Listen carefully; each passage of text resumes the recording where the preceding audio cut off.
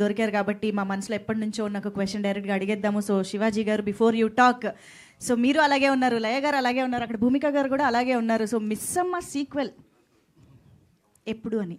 మీరేం తక్కువ ఉన్నారు, మీరు అలాగే ఉన్నారు. కానీ నేను మిస్సమ్మలో లేను కదా సార్, ఏం చేస్తాం, ఈవెంట్ చేస్తా. ఇప్పుడు కూడా ఉన్నారు మీరు. మిస్సమ్మ 2 అంటే నీలకంఠ గారు ఈ మధ్య ఒకసారి నాకు ఒక స్క్రిప్ట్ చెప్పారండి, డెవలప్ చేస్తున్నారు, పాయింట్ చెప్పారు మిస్సమ్మ 2 మీద. ఓకే, అంతా ఒక 15 days బ్యాక్ చెప్పారు నాకు అది. బట్ అదొక డిఫరెంట్ కథ. ఓకే, మిస్సమ్మ సీక్వెల్ కాదు, మేమే ఉంటాం, బట్ భూమిక గారు ఉండరు. Okay okay. మీ దాకా వచ్చిందా లయ గారు న్యూస్? అంటే ఐ హర్డ్.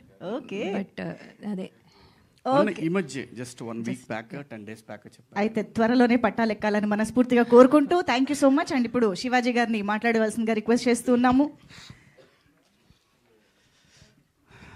పాత్రికేయ సోదరులకు, మీడియా మిత్రులకు అందరికీ నమస్కారం.